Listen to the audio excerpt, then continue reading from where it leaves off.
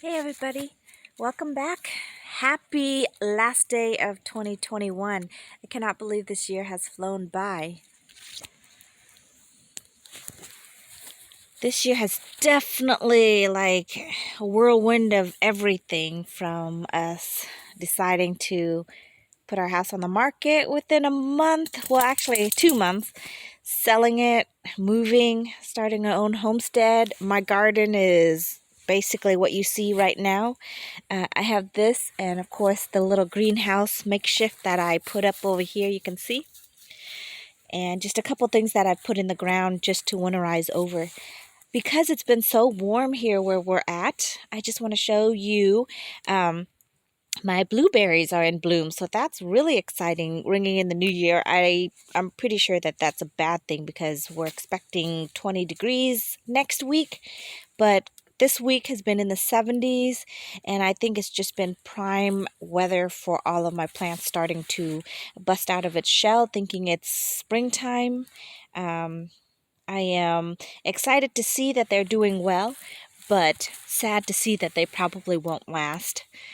Here are the blueberries. As you can see, I have little tiny flowers on them. Aren't they dainty? So cute. So everywhere there's buds. Look at the stems. They're full of buds. So I'm assuming that I would have a great blueberry crop this coming year for 2022. But again, we're expecting freeze, and I don't think these buds are going to make it. But, you know, it's okay. Look at them. They're bringing excitement into my life right now in the midst of all the hard work, planning, the chaos, the good, the bad. Just looking at my plants just brings me joy. And knowing that they survived the little transplant that I had to do. It was really quickly. We put the house on, and literally we had an offer the same day. Within 24 hours, we had to accept a really nice offer on our house. And we had to move out of our house less than a month. So that's the amount of time I had to pack up all my livelihood and all my plants. So this blueberry is doing great though. I've got other things in the ground right now. I mean, I've got a plethora of rose cuttings and stuff that I was working on. And I just had to literally bundle everything into one single pot to minimize the amount of pots I had to bring. And even then, it seems like I had a lot. A lot of them are doing good. Some are thriving, some are not. So, you get the good and the bad. Like this one is pushing out growth already, while the rest of the other ones are still in its stages of dormancy while it's trying to root. You can see quite a few of them are pushing out buds. Like here's some over here that are pushing out buds already. But this weather is so crazy. It's making all the stuff that normally would have stayed dormant push out. Like, let me show you my Rio Samba over here that I placed in the ground. Since it was too big to actually go in a pot, I have some plants, of course, that I took from the old house. And I placed them in the ground over here. Look at this. It's like a misty morning. So this is where I plant my hydrangeas that I turn into a tree form. They don't really fit well in a pot, so things that I can put in the ground to overwinterize, that's what I did all along here. The Rio Samba is over here. And look at all this new growth it pushed out. This is crazy. Like, Rio Samba is an insane, vigorous grower. Look at all that new growth. Remember, I did a video on trimming it all the way back so it would be easier to transplant and dig up. But yeah, look at all the new growth it's pushing out already. Look at all that. And hopefully they will keep on growing, and I'm going to eventually, of course, dig it out of this area. I'm going to dig up all of these plants out of this area because this is really a walkway on our new property. You can see it's just a long walkway that circles around our whole 22 acres. But But this was the most open and available ground that I could dig and transplant my flower in, because everywhere else is like this. Trees and shrubs and just a whole bunch of stuff that we're still working on. This is the Limelight Hydrangea that I'm training into a standard multi-trunk. It's doing great over here. I mean, you can't really tell anything of it. It hasn't pushed out anything new yet, but you can see that the buds are somewhat swelling right here. So I'll probably wait another month or two, and then I'm going to trim off all the flower heads. And then, of course, keep the height. So I'll probably just trim it to right here. So it'll be about 5 feet. Trim it and then let it send out new growth from there. But it seems to be doing well. It's pretty stable in the ground, considering it's not going anywhere. So it's taking a hold of the roots and digging in. These are the azaleas that are still doing really good over here. And of course, the beautiful Camellia, blooming for me right now, ringing in the New Year's with bloom. This is definitely one of those center showpieces for wintertime if you guys want something that flowers for you. Isn't that beautiful? She's gorgeous. But again, I only have flower on this branch because I think this is the branch that I didn't prune back and take cutting, and the others I did, and I did it at the wrong time, so I basically cut off all the buds that would have formed right now. Otherwise this whole bush would be full of flowers. So I regret taking the cuttings at the wrong time. Just make sure you know your Camellia. Camellias usually set its bud like probably a couple months after it sheds all of its flowering. So just make sure you don't, when you take cutting from them, do it literally right after the plant has flower and all the flowers have dropped. Otherwise you sacrifice your bloom for the following year, which is what I did on most of the plants. So you live and you learn, right? The Mop Head Hydrangeas are doing well. You see it lost most of its leaves, but it's got buds in here. Oh, there goes his last leaf. The buds are still in here, so hopefully this freeze doesn't kill him this coming week. This is the Myers lemon that I planted in the ground. It doesn't do well outdoor. It doesn't like anything lower than like 40 degrees. But I've actually had it survive where it was last year, even though it looked really sad. It had to literally send up new shoots from the ground up. So these are the new shoots from the ground up, and it looks like it's doing fine here, but we'll see as the frost comes. And then these are my butterfly bush right here. They are looking a little sad, but they're pushing out new growth here because of the weather. So they're doing good still. I can't wait.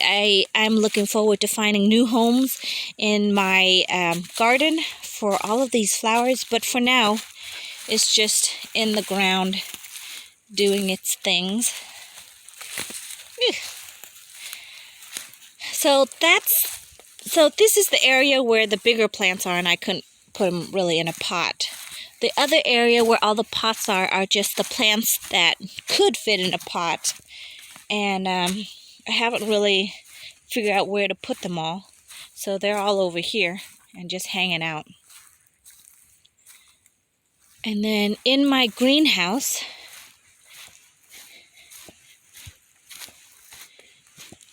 it's a little bit... It's been so warm, like I honestly don't need the greenhouse up, because the greenhouse is mainly to protect things from the cold. But I didn't want to actually leave it bare in case a cold frost does come, which it will be coming. But for now, it's doing pretty good in there.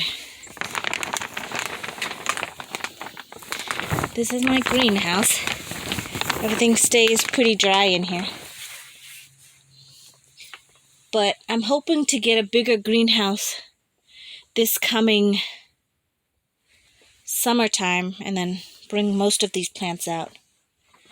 So yeah, everything is still doing really good, you guys. I've got my cuttings in here. Some are rooted in really well. Here's some of the stuff that are rooting through the bottom, so they're about ready to be transplanted somewhere. Hey, Zena. Got stuff over there. So things are looking really good. I've had some failures, of course. Okay, so here is a try things. I tried to grow a pineapple. I bought a big pineapple, I cut it, and then I put it in, put the top into the soil. A lot of people say all you have to do is just put it in the soil, make sure the soil is moist. I think it might be too moist in here because it is definitely dying. There's really no green left except for maybe that one. But I'm just going to leave it in there, let it do its thing. If it survived, great. If not, we will have to chuck it away. The only bad thing I think I see in here is I think there's not enough air circulation. And my geranium is like moldy. See, if you look on the flowers itself, look at them. It's like it has mold spores everywhere. So I think I might need to spend a day, cut those back. Looks like it needs some water. I was trying to overwinterize them so that by springtime I can get some flower. If nothing else survive, I can at least have some flower for that. And yeah, just a whole bunch of stuff I have over here. Tomato. I put a tomato over here just to overwinterize, really. And to be honest, they're producing the tomato, so that's great, but I think they need sunlight in order to turn it red. So far they've stayed green, and they've been green. I don't like fried green tomato. Sorry for those of you who do. It's okay. I just don't, so that's why I left them on here. Hoping that they will ripe so I can use them, but if not, it's just kind of fun to see.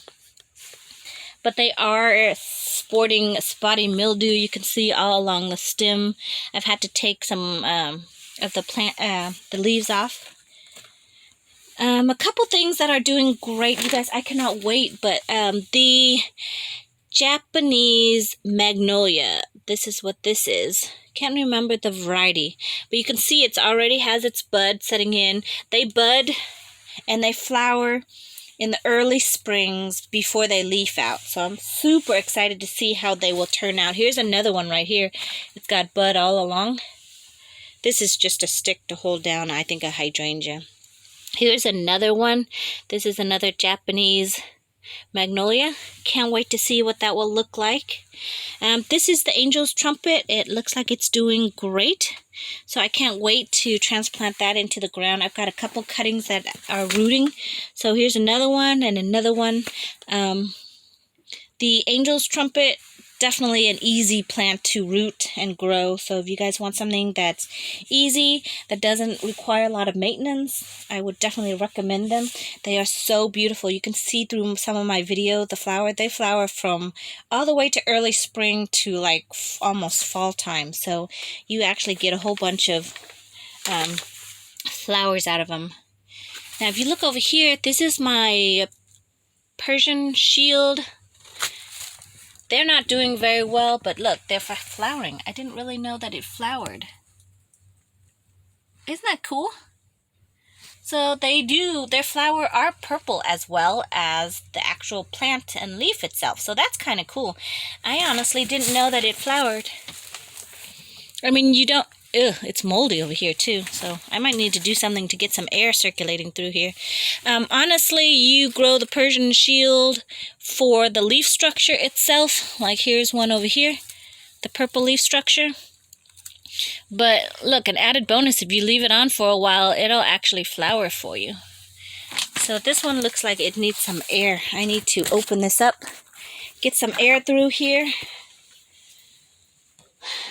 and then probably close it back up for the night. My Myers lemon over here is still producing buds. Oh, looks like, yeah. See, it's dropping its flower and it's causing mold over here. So I'm definitely going to need to open this area up. Oh well, that could be a good project for today since it's like in the 70s. So that's about it. Just want to show you really quickly what my garden looks like. I cannot wait to see what next year will bring, but I'm pretty excited so far. I hope you guys are having a great day. Happy New Year. I hope many blessings will come to you all, you and your family. Be safe, be healthy, and yes, Happy New Year. Bye, everybody.